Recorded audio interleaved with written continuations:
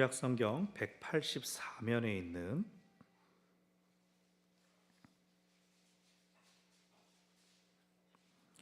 레위기 25장 1절부터 55절까지 우리 차근차근 제가 한 절, 여러분이 한 절 교독하여 하나님께 올려드립시다. 여호와께서 시내산에서 모세에게 말씀하여 이르시되 이스라엘 자손에게 말하여 이르라. 너희는 내가 너희에게 주는 땅에 들어간 후에 그 땅으로 여호와 앞에 안식하게 하라. 너는 6년 동안 그 땅에 파종하며 6년 동안 그 포도원을 가꾸어 그 소출을 거둘 것이나 일곱째 해에는 그 땅이 쉬어 안식하게 할지니 여호와께 대한 안식이라. 너는 그 밭에 파종하거나 포도원을 가꾸지 말며 네가 거둔 후에 자라난 것을 거두지 말고 가꾸지 아니한 포도나무가 맺은 열매를 거두지 말라. 이는 땅의 안식년임이니라. 안식년의 소출은 너희가 먹을 것이니 너와 내 남종과 내 여종과 내 품꾼과 너와 함께 거류하는 자들과 네 가축과 네 땅에 있는 들짐승들이 다 그 소출로 먹을 것을 삼을지니라. 너는 7 안식년을 계수할지니 이는 7년이 7번인즉 안식년 7번 동안 곧 49년이라. 일곱째 달 열흘 날은 속죄일이니 너는 뿔나팔 소리를 내되 전국에서 뿔나팔을 크게 불지며 너희는 50년째를 거룩하게 하여 이 땅에 있는 모든 주민을 위하여 자유를 공포하라. 이 해는 너희에게 희년이니 너희는 각각 자기의 소유지로 가며 각각 자기의 가족에게로 돌아갈지며 그 50년째 해는 너희의 희년이니 너희는 파종하지 말며 스스로 난 것을 거두지 말며 가꾸지 아니한 포도를 거두지 말라. 이는 희년이니 너희에게 거룩함이니라. 너희는 밭의 소출을 먹으리라. 이 희년에는 너희가 각기 자기의 소유지로 돌아갈지라. 내 이웃에게 팔든지 내 이웃의 손에서 사드거든 너희 각 사람은 그의 형제를 속이지 말라. 그 희년 후의 연수를 따라서 너는 이웃에게서 살 것이요 그도 소출을 얻을 연수를 따라서 네게 팔 것인즉 연수가 많으면 너는 그것의 값을 많이 매기고 연수가 적으면 너는 그것의 값을 적게 매길지니 곧 그가 소출의 다소를 따라서 내게 팔 것이라. 너희 각 사람은 자기 이웃을 속이지 말고 네 하나님을 경외하라. 나는 너희의 하나님 여호와이니라. 너희는 내 규례를 행하며 내 법도를 지켜 행하라. 그리하면 너희가 그 땅에 안전하게 거주할 것이라. 땅은 그것의 열매를 내리니 너희가 배불리 먹고 거기 안전하게 거주하리라. 만일 너희가 말하기를 우리가 만일 7째 해에 심지도 못하고 소출을 거두지도 못하면 우리가 무엇을 먹으리요 하겠으나 내가 명령하여 6째 해에 내 복을 너희에게 주어 그 소출이 3년 동안 쓰기에 족하게 하리라. 너희가 8째 해에는 파종하려니와 묵은 소출을 먹을 것이며 9째 해에 그 땅에 소출이 들어오기까지 너희는 묵은 것을 먹으리라. 토지를 영구히 팔지 말 것은 토지는 다 내 것임이니라. 너희는 거류민이요 동거하는 자로서 나와 함께 있느니라. 너희 기업에 온 땅에서 그 토지 무르기를 허락할지니 만일 네 형제가 가난하여 그의 기업 중에서 얼마를 팔았으면 그에게 가까운 기업 물을 자가 와서 그의 형제가 판 것을 물을 것이요 만일 그것을 물을 사람이 없고 자기가 부유하게 되어 물을 힘이 있으면 그 판 해를 계수하여 그 남은 값을 산 자에게 주고 자기의 소유지로 돌릴 것이니라. 그러나 자기가 물을 힘이 없으면 그 판 것이 희년에 이르기까지 산자의 손에 있다가 희년에 이르러 돌아올지니 그것이 곧 그의 기업으로 돌아갈 것이니라. 성벽 있는 성 내의 가옥을 팔았으면 판지 만 1년 안에는 물을 수 있나니 곧 그 기한 안에 물으려니와 1년 안에 무르지 못하면 그 성 안의 가족은 산자의 소유로 확정되어 대대로 영구히 그에게 속하고 희년을라도 돌려보내지 아니할 것이니라. 그러나 성벽이 둘리지 아니한 촌락의 가옥은 나라의 전토와 같이 물러주기도 할 것이요 희년에 돌려보내기도 할 것이니라. 레위 족속의 성읍 곧 그들의 소유의 성읍의 가옥은 레위 사람이 언제든지 물을 수 있으나 만일 레위 사람이 무르지 아니하면 그의 소유 성읍의 판 가옥은 희년에 돌려보낼지니 이는 레위 사람의 성읍의 가옥은 이스라엘 자손 중에서 받은 그들의 기업이 됨이니라. 그러나 그들의 성읍 주위에 있는 들판은 그들의 영원한 소유지니 팔지 못할지니라. 네 형제가 가난하게 되어 빈손으로 네 곁에 있거든 너는 그를 도와 거류민이나 동거인처럼 너와 함께 생활하게 하되 너는 그에게 이자를 받지 말고 내 하나님을 경외하여 내 형제로 너와 함께 생활하게 할 것인즉 너는 그에게 이자를 위하여 돈을 구워주지 말고 이익을 위하여 네 양식을 구워주지 말라. 나는 너희의 하나님이 되며 또 가나안 땅을 너희에게 주려고 애굽 땅에서 너희를 인도하여 낸 너희의 하나님 여호와니라. 너와 함께 있는 네 형제가 가난하게 되어 네게 몸이 팔리거든 너는 그를 종으로 부리지 말고 품꾼이나 동거인과 같이 함께 있게 하여 희년까지 너를 섬기게 하라. 그때에는 그와 그의 자녀가 함께 네게서 떠나 그의 가족과 그의 조상의 기업으로 돌아가게 하라. 그들은 내가 애굽 땅에서 인도하여 낸 내 종들이니 종으로 팔지 말 것이라. 너는 그를 엄하게 부리지 말고 네 하나님을 경외하라. 내 종은 남녀를 막론하고 내 사방 이방인 중에서 취할지니 남녀 종은 이런 자 중에서 사올 것이며 또 너희 중에 거류하는 동거인들의 자녀 중에서도 너희가 사올 수 있고 또 그들이 너희와 함께 있어서 너희 땅에서 가정을 이룬 자들 중에서도 그리 할 수 있은즉 그들이 너희의 소유가 될지니라. 너희는 그들을 너희 후손에게 기업으로 주어 소유가 되게 할 것이라. 이방인 중에서는 너희가 영원한 종을 삼으려니와 너희 동족 이스라엘 자손은 너희가 피차 엄하게 부리지 말지니라. 만일 너와 함께 있는 거류민이나 동거인은 부유하게 되고 그와 함께 있는 네 형제는 가난하게 되므로 그가 너와 함께 있는 거류민이나 동거인 또는 거류민의 가족의 후손에게 팔리면 그가 팔린 후에 그에게는 속량받을 권리가 있나니 그의 형제 중 하나가 그를 속량하거나 또는 그의 삼촌이나 그의 삼촌의 아들이 그를 속량하거나 그의 가족 중 그의 살부치 중에서 그를 속량할 것이요 그가 부유하게 되면 스스로 속량하되 자기 몸이 팔린 해로부터 희년까지를 그 산자와 계산하여 그 연수를 따라서 그 몸값을 정할 때에 그 사람을 섬긴 날을 그 사람에게 고용된 날로 여길 것이라.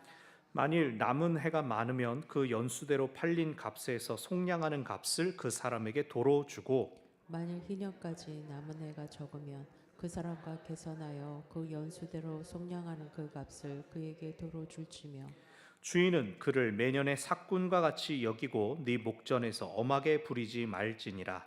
그가 이같이 속량되지 못하면 희년에 이르러서는 그와 그의 그 자녀가 자유하리니 함께요. 이스라엘 자손은 나의 종들이 됨이라.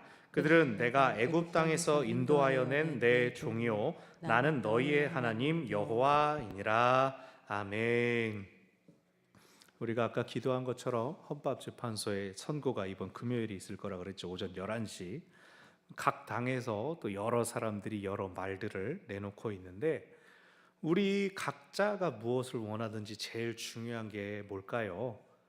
승복하는 겁니다. 그 결과에 대해서 우리가 세운 사법 질서 안에서의 결정을 불복할 거라고 예고하고 뭐 내란이 일어난다는 둥, 뭐 유혈 사태가 있을 그러면서 어떤 결정을 내리라고 압박한다면 또 그것에 따라가 버린다면 그것이 무슨 사법 질서입니까?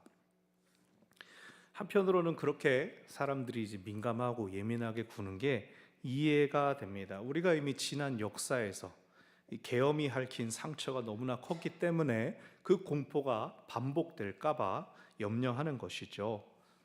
그렇다 하더라도 적법한 질서와 절차가 존중받지 못한다면 그건 역시도 또 다른 민주주의의 퇴보라고 할 수 있습니다. 어떤 결과든지 간에 혼란은 피할 수 없을 거라고 생각돼요. 바라는 것은 사람들이 서로 인정할 건 인정하고 승복할 건 승복하고 성숙하게 그 다음을 바라볼 수 있기를, 계속 이 상태를 또 끌고 갈등을 가는 게 아니라 그 이유를 향하여 나아갈 수 있기를 특별히 믿는 우리가, 하나님을 신뢰하는 우리가 기도로 마음을 모아야 하겠습니다. 오늘 말씀도 비슷한 궤를 합니다. 사람들이 앞날을 불안해하기 때문에 하나님께서 염려하지 말라고 다독이시는 것을 반영하고 있습니다. 사람들이 먹고 사는 문제에 대해서 또 앞날에 대해서 불안한 마음을 가진 걸 아시고 또 사람이 가진 한계 때문에 스스로가 묶여 있는 문제를 해결할 수 없다는 걸 아시고 하나님께서 사람들에게 안심할 수 있는 장치를 만들어 주십니다. 그래서 오늘 말씀을 통하여 우리를 안심시키시는 하나님, 그러면서 온 천지의 주인이신 하나님을 다시 기억하는 우리 모두가 되기를 바랍니다. 아멘. 자, 오늘 본문은 안식년과 희년에 대해서 다루고 있습니다. 7년에 한 번씩은 안식년을 지켜라. 사람들에게는 얼마 전에 절기를 통해서 7일에 한 번 안식일을 지키라라고 하셨죠. 안식년은 7년에 한 번씩입니다. 그리고 이 7년이 7번 반복된 뒤에는 50년에 한 번 찾아오는 희년이 있습니다. 안식년과 희년에는 원칙적으로는 모든 종이 해방되고 땅은 원래 주인에게로 돌아가게 됩니다. 하지만 단순히 우리가 오늘날 달력에서 윤년, 윤달 이런 거 지키듯이 정해진 기간마다 당연히 이때는 해야지 라고 반복적으로 지키라는 게 아니라 더 중요한 것을 하나님께서 가르쳐 주시기 위해서 안식년과 희년을 명령하십니다. 일단 근데 우리가 기억할 게 뭐냐면 이 안식년과 희년이 역사적으로 잘 지켜진 것이 확인되지 않는다는 겁니다. 안식년은 유다 왕국 말기 혹은 포로기부터 주후 5세기까지는 지켜졌다라고 하는데 희년에 대해서는 역사 속에서 지켜졌다는 언급이 전혀 없습니다.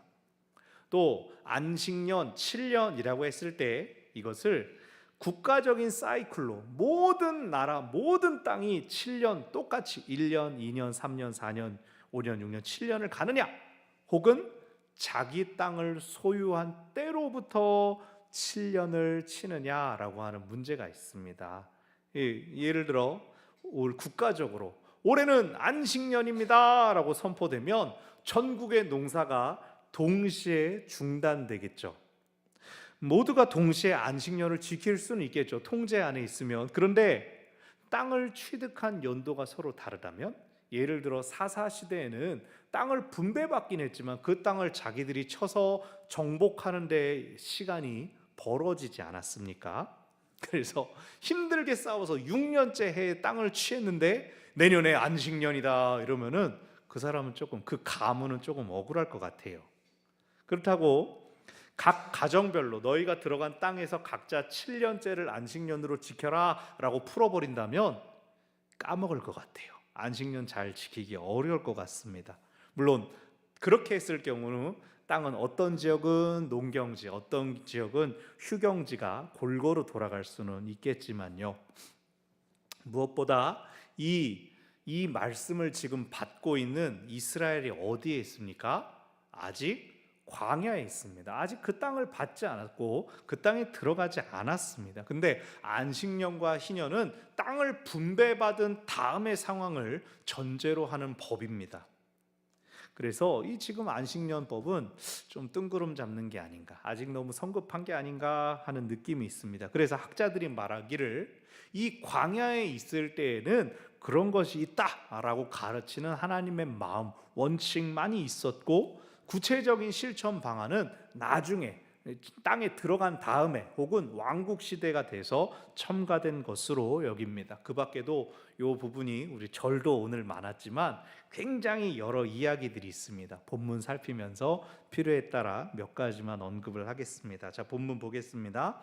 1절 여호와께서 시내산에서 모세에게 말씀하셨다. 지금 레위기 전체가 계속해서 시내산에서 쭉 말씀하시는 내용이지만 특별히 이 1절에서 시내산에서 말씀하셨다라는 것이 반복되면서 이 25장이 얼마나 중요한지를 강조하는 것입니다.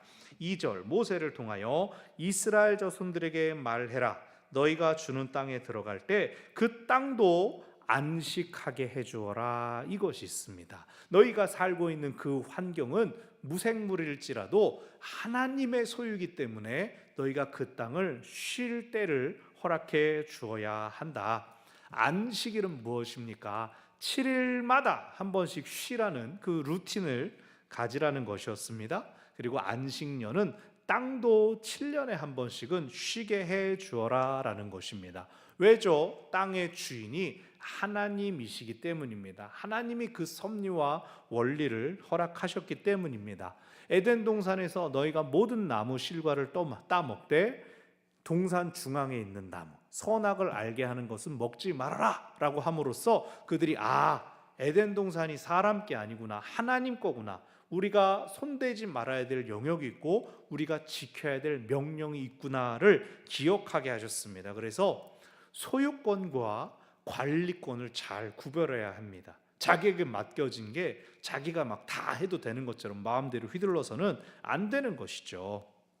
그래서 안식년에 쉬라라고 한 것은 이제 4절 5절에서 나오는 것처럼 7년째 해가 되면 따로 너네가 농사 짓지 말아라. 그 땅에 농사 짓지 말고 자연적으로 자라나는 것을 굳이 막 추수해서 저장하지 말아라. 그러나 먹을 수는 있다.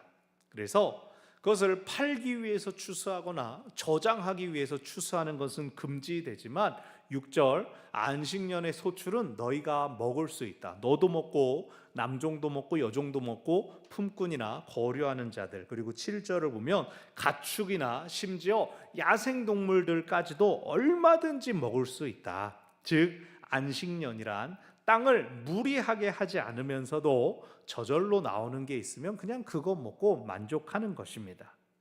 그리고 8절부터 이제 7 안식년을 계수하라. 7년을 7번 지나라. 7이 완전수인데 그 완전수가 7번 반복된다는 건 이제 충만함을 의미합니다. 그렇게 해서 9절 50년째 해 7째 달 열흘날, 7째 달 열흘날 7월 10일 무슨 날인지 혹시 기억하십니까? 절기에 대해서 1년에 한 번씩 속죄일입니다. 나팔을 불어서 속죄한 대속죄일입니다. 그날을 희년으로 선포하고 그날에는 모두 10절 자기의 소유지와 자기의 가족에게로 돌아가게 하라라는 표현입니다. 여기서 자기의 소유지 그리고 자기의 가족이 이 25장에서 핵심되는 단어입니다. 그래서 희년은 자기 땅, 자기 가족을 되찾는 날입니다. 그 의미가 이제 25장 전체에서 계속 설명되는 겁니다.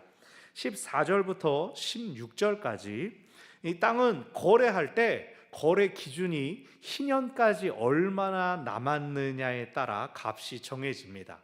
근데 희년이 되면 주인에게 땅이 돌아간다 그랬죠. 그러니까 거래하는 것이 아니라 임대하는 개념으로 따지게 됩니다. 한 20년 남았으니까 20년치 세를 드립니다. 이런 식으로. 여기서 땅을 판다, 거래한다라고 하는 이 표현들은 임대업을 하는 게 아니라 세를 주는 그런 개념이 아니라 빚을 졌을 때 땅을 저당 잡히는 것입니다. 그러니까 희년을 기준으로 땅의 담보가 잡히는 셈이죠.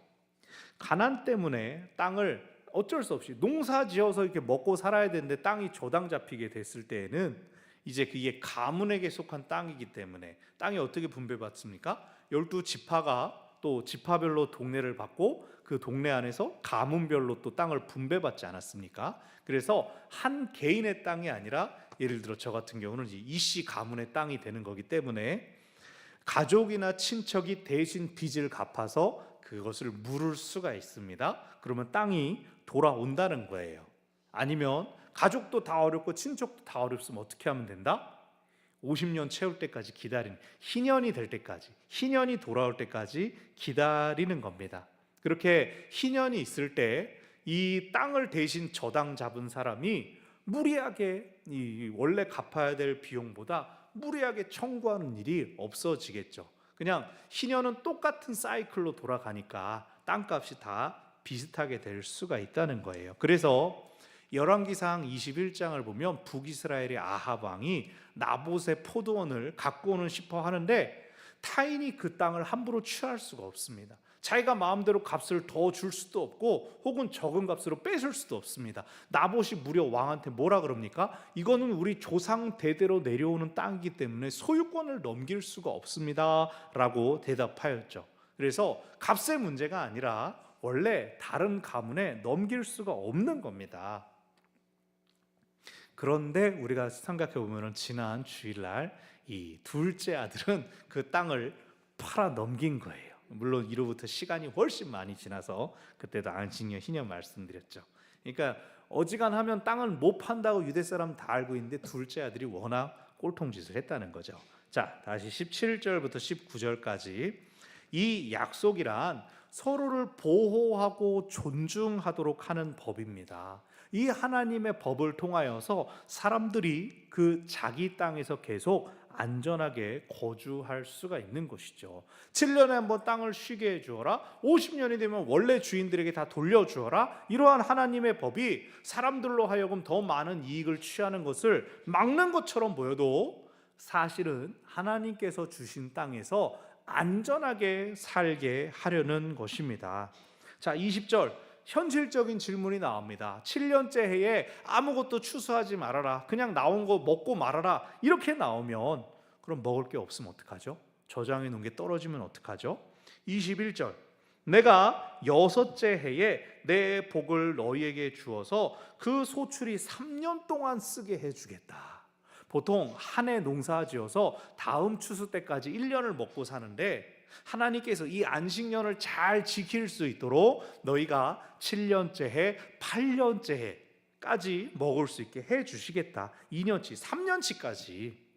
그러니까 8년째 해에 다시 농사 지어서 거둘 때까지 먹을 것이 떨어지지 않도록 채워주시겠다. 그러니까 하나님은 명령만 하시고 왜 안 들어? 라고 하는 게 아니라 지킬 수 있는 길을 내주시는 분이시라는 겁니다. 그리고 풍성하게 채워주시는 분이시라는 거예요. 그래서 8년째 돌아오는 해에 땅이 1년을 쉬었으니까 혹시 농사가 잘 안 될 때에도 넉넉한 소출이 이미 확보돼 있어서 비축분으로 먹을 수 있을 거라는 거죠. 자, 23절의 말씀 우리가 한번 같이 읽어봅시다. 시작.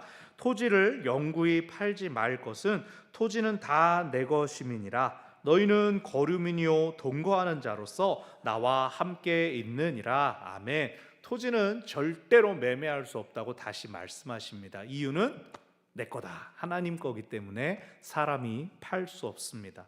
그래서 우리가 무언가를 하나님께 드립니다 라고 할 때는 소유권을 드리는 것이 되어야 합니다.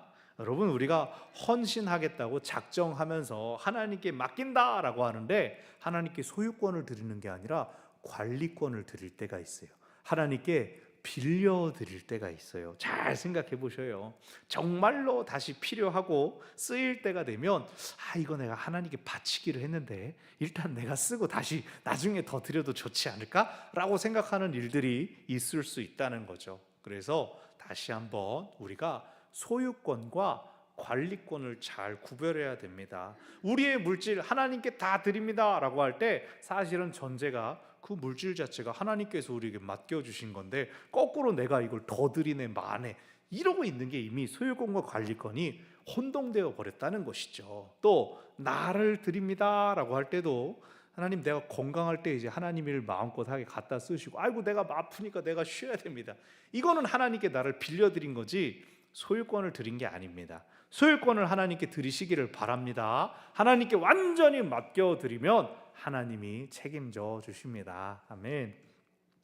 자, 24절 토지는 하나님의 것이지만 하나님이 우리에게 관리권을 주십니다. 하나님이 우리에게 빌려주십니다. 그리고 그것을 기업, 가문 안에서 상속하게 하십니다. 하나님은 우리가 가지고 있는 한계 때문에 땅이 필요하다, 재산이 필요하다라는 것을 인정하시고 가문별로 땅을 임차해 주신 거예요. 그것으로 거기서 농사지어 살게 하시는 것이죠. 그러나 25절부터 28절까지 가난 때문에 빚을 져가지고 팔아야 하는 경우가 생길 수가 있어요. 다른 사람에게 관리권을 임대를 해줘야 되는 경우가 생길 수 있어요. 그럴 때에 그 땅을 원칙적으로는 형제, 여기 가까운 기업 물을 자, 히브리어로는 고엘이라고 부르는 그 사람들이 우선순위가 있습니다. 그러니까 내가 빚을 져가지고 돈을 마련해야 되는데 도저히 농산물은 나오지 않고 땅을 얼마가 맡겨서 그 값을 취해야 되겠습니다. 그랬을 때 내 땅을 받아주겠습니까? 라고 하는 기업 물을 자의 권리들이 가까운 친족 안에 있다는 것이죠. 그래야 돌아올 때에도 소유권이 그 가문 안에서 서로 도와주라라는 뜻입니다. 예를 들어 나오미, 룻의 시어머니인 나오미가 오랫동안 외국에 모압 땅에 떠나 살았다가 돌아왔을 때에 그 남편 엘리에셀의 땅을 돌려받기 위해서 보아스의 도움을 청하지 않았습니까? 근데 보아스가 나보다 더 자격이 있는, 나보다 더 기업 물을 자의 자격이 우선순위인 사람이 있으니 그와 확인하였습니다. 그리고 룻과 함께 그 땅을 그 사람이 포기해서 내가 물으겠다라고 받았죠. 또 우리가 예레미야서에서 생각나십니까? 예레미야는 곧 멸망당할 것이다, 심판받을 것이다 라고 예언하면서도 하나님께서 명령하셔서 예레미야가 자기 사촌의 땅을 사는 장면이 나왔습니다. 아나돗에 있는 밭을 자기가 소유권을 사는 장면이 나왔는데, 이것도 사촌은 피난을 가려고 했던 것 같은데 예레미야가 그 기업을 물은 겁니다. 하나님께서 이 땅을 회복시키실 것이다 라는 징표로서 땅의 소유권은 계속 우리가 가문 가운데 가지고 있자라고 했던 것이죠. 그러나 28절, 정 가족들 간에 아무도 사지 못하고 감당하지 못한다 하더라도 희년이 되면 그것이 다시 돌아오게 될 것이다 라고 하는 것. 이 경우는 어떻게 되는 겁니까? 아무도 친족 중에서 도와주지 못했을 경우에는 어떻게 희년이 됐을 때 돌아오느냐? 그런 경우는 하나님께서 그의 친족이 되어 주신 것으로 치는 겁니다. 물질적으로는 사람들 간에 금전 거래가 이루어지지 못했을지라도 나는 그냥 내 가문 밖에 있는 사람한테 그 땅을 일시적으로 임대해 줄 수밖에 없었어도 희년이 되었을 때는 하나님께서 그것을 맡았다가 돌려주신다라고 하는 것이 희년의 뜻입니다. 그럼 땅을 부득이하게 다른 가문에게 넘겨도 무려 50년만 채우면 되는 겁니까? 아니죠.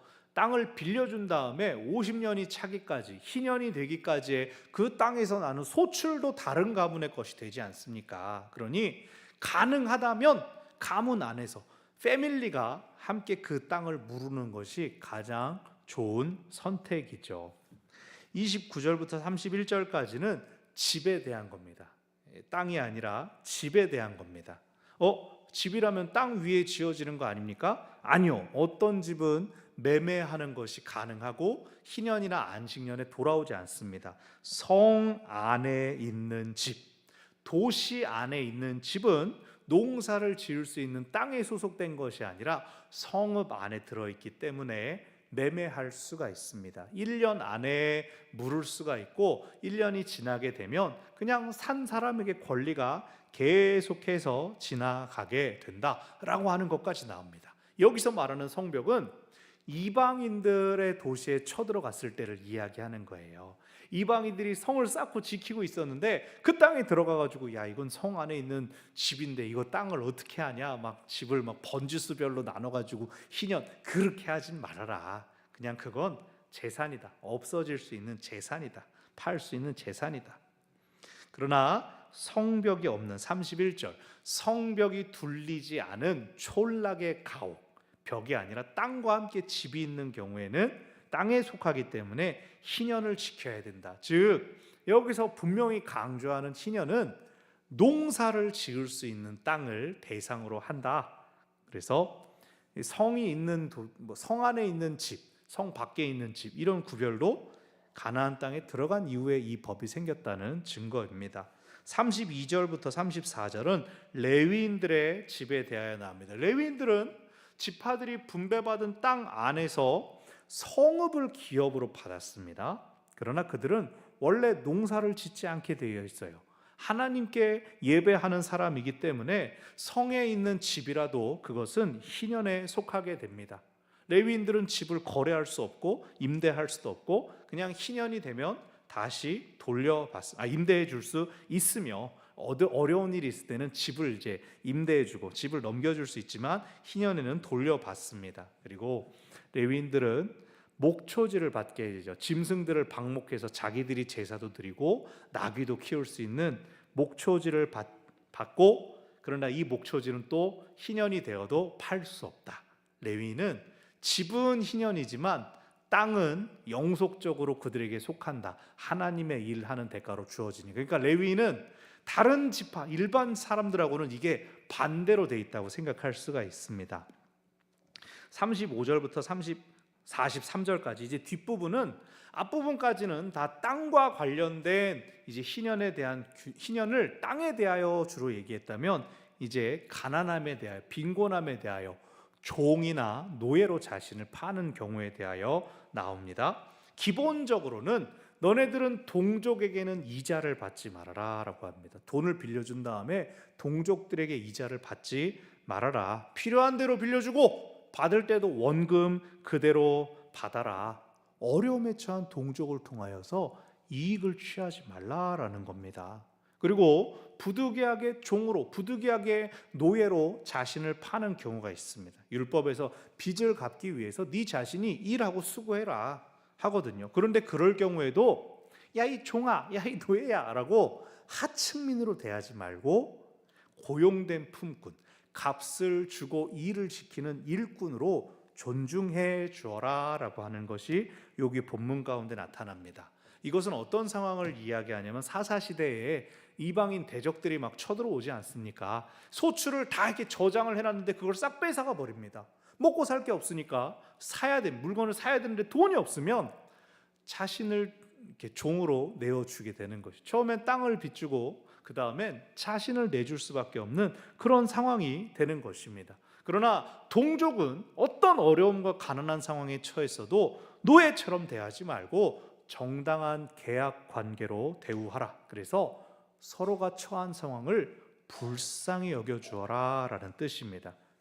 그리고 이렇게 된 경우는 희년이 되었을 때 원래 가족과 기업으로 돌아갈 수가 있습니다. 우리가 앞부분에서 자기 땅, 자기 가족이라는 언급이 나왔죠. 그겁니다. 42절, 일시적인 품꾼이라도 하나님께 속한 종들이기 때문에 팔아서는 안 됩니다. 이 사람 빚 때문에 우리를 위해 일해주는데 나는 할 일이 별로 없는 거야. 우리는 좀 사람이 남으니까 저쪽에서 일하시오. 그러고 사람을 넘기지 말라는 겁니다. 43절, 엄하게 부리는 것, 가혹행위를 하는 것은 동족에게는 금지됩니다. 근데 조금 쎄하죠. 자꾸 동족에게는 금지된다, 동족에게는 금지된다. 44절부터 46절까지 종과 노예에 대한 법이 나오는데요, 동족은 노예로 부를 수는 없지만 이방인 노예는 살 수 있습니다. 이방인은 노예로 부려라 라고 나옵니다. 이 노예가 된다는 것은 사람이 아니라 소유가 되어서 재산의 일부가 되고 대를 이어 상속할 수도 있습니다. 이거 하나님이 노예제도 인정하는 겁니까? 이거 가지고 미국의 이제 남부에서는 막 이 말씀 붙잡고 막 그랬댔죠. 그러나 이것은 하나님이 노예를 가져라 이렇게 말씀하시는 것이 아니라 당시 사람들이 가지고 살던 사회 제도의 한계를 그냥 하나님이 포용해 주시는 것으로, 너네 그렇게 살고 있지? 이런 원칙이라도 지켜라 라는 것으로 보아야 합니다. 오늘날 우리가 이 법은 지킬 필요가 없죠. 일본인을 종으로 삼아야지 이러는 건 아닌 거죠. 47절부터 55절까지 반대로 가난 때문에 이스라엘 사람이 이방인에게 자신을 노예로 파는 경우가 나옵니다. 제일 비참하고 제일 막아야 되는 그러한 상황이죠. 여기 거류민, 동거인 47절을 보면 거류민, 동거인, 이게 다 이방인을 뜻하는 표현입니다. 이스라엘 중에 머무는 이방인들이 부유하게 되고 이 농사의 실패나 또 여러 가지 어려움으로 인해 이스라엘 사람이 이 채무 관계를 이방인에게 갖게 되었을 때는 몸으로 때워라.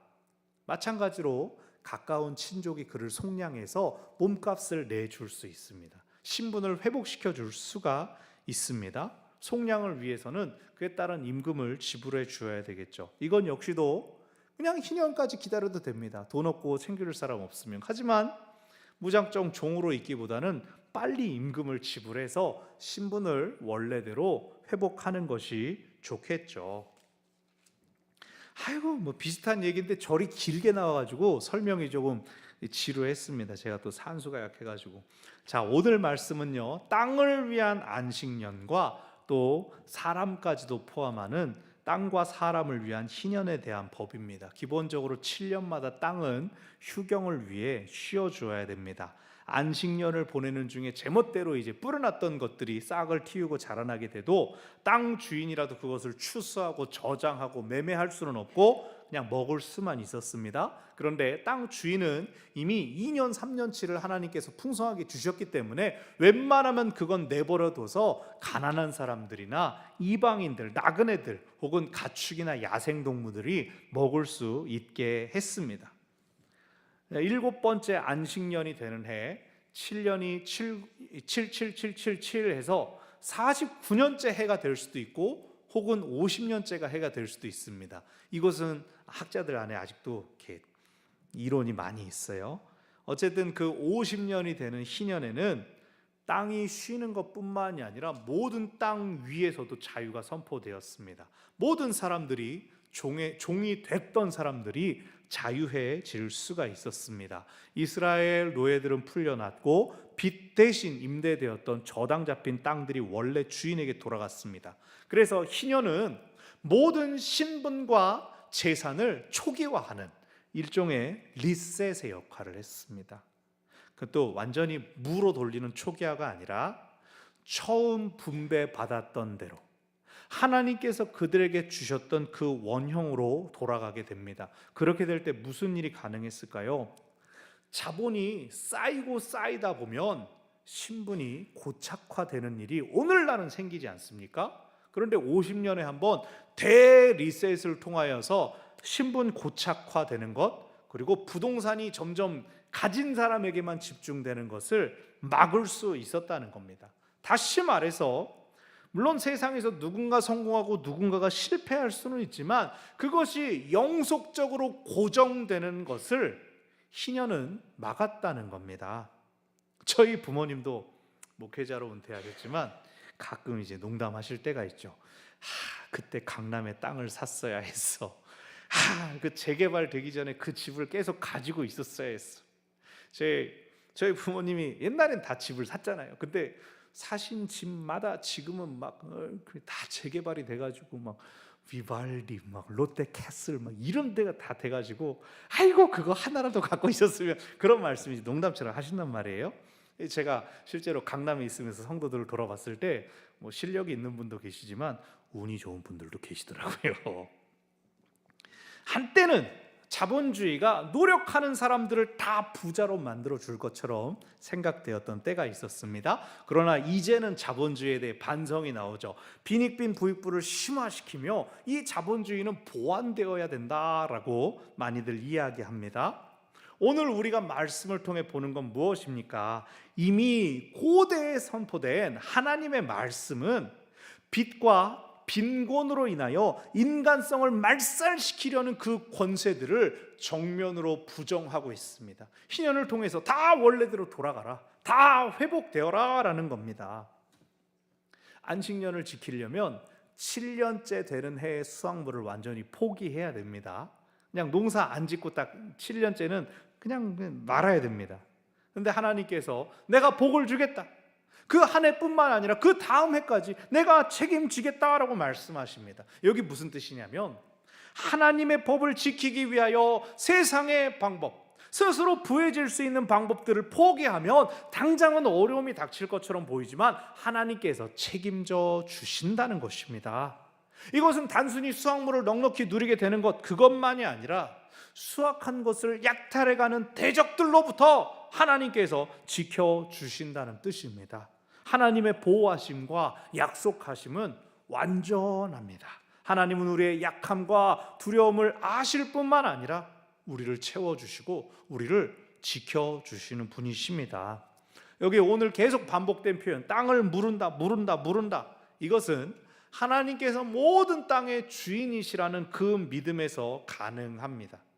희년 돌아오겠지라고 기다리는 것은 그건 뭐 가장 최후의 방법이고, 누군가 어려움을 당해서 자기 땅을 담보로 잡힐 때 혹은 자신의 신분을 종으로서 팔려가게 될 때에 어떻게 해야 된다? 제일 우선적으로 가족과 친족이 서로를 돌아봐야 된다라고 하는 것을 가르쳐 줍니다. 요즘은 가족끼리도 보증 쓰지 말라 그러죠. 오늘 이제 목회 한 25년 하신, 개척교회를 25년 하셔서 건물 짓고 착 하신 목사님이 갑자기 오셔가지고 말씀 나누다가 은퇴하신 장로님을 잊을 수가 없다. 그분이 처음 교회를 지을 때 목사님이 5천만 원, 그 장로님이 5천만 원, 그렇게 해가지고 처음에 건축 헌금을 딱 모았는데 돈이 모자라게 되니까 이 장로님이 4천만 원을 더 이렇게 자기가 이제 대출을 해가지고 담보 잡으면서 하고, 나중에 은퇴하시고 시골로 이제 귀촌을 하시면서 그 빚을 자기 앞으로 가지고 그냥 가버리셨다는 거예요. 그 은혜를 이 목사님이 도저히 잊을 수 없어가지고 1년에 2번씩 꼭 찾아가신다. 그분들 교회를 참으로 사랑하시니까 교회 일을 자신의 이름을 하면서까지 그렇게 했죠. 하지만 절대 그렇게 하실 필요 없습니다. 안 그래도 저는 여러분을 오래오래 길이길이 기억하고 사랑할 테니까 절대 이제는 그런 거 하는 거 아닙니다. 오늘 본문에는 땅뿐 아니라 빚 때문에 자신을 종으로 내줘야 하는 사람들이 나왔습니다. 하나님의 원칙이 있습니다. 채무 관계에 대한 책임은 일단 자신이 분명히 져라. 자기를 종으로 내서라도 그 값은 네가 치르는 게 맞다. 근데 우리가 가장 많이 기도하는 제목이 뭡니까? 세금 추적 안 되는 금일봉이 갑자기 뚝 떨어져서 우리가 가진 모든 빚과 문제가 해결되고 원하는 것을 마음껏 사드릴 수 있는 그런 기도 많이 하죠. 근데 하나님께서 가장 적게 응답하시는 내용입니다. 하나님이 가장 잘 쓰시는 방법은요, 모든 일들에 대하여서 직접 책임을 지게 하시는 겁니다. 그리고 말씀은 그렇게 책임지는 사람을 서로 존중하게 여기라라고 합니다.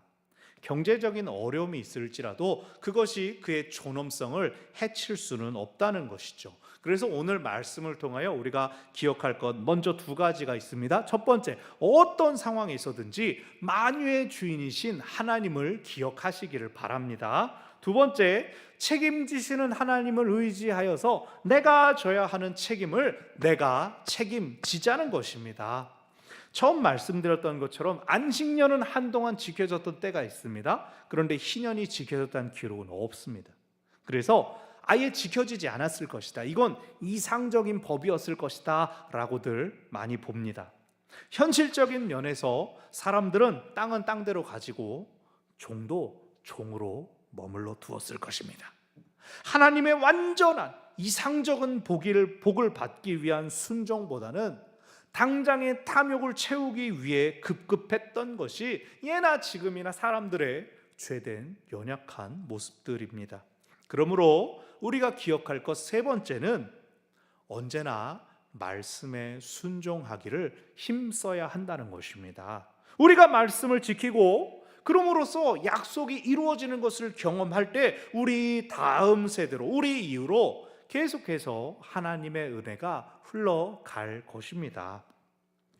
얼마 전 주일 오후에 말씀드렸습니다. 3040 세대도 목회자보다 부모의 신앙 지도를 더 의식합니다. 세상 어느 정도 알고 자기 가정 꾸리고 독립했어도 현실적이 되었어도 부모의 이상을 쫓아야겠다라는 마음이 그 마음 한편에 계속 있다는 겁니다.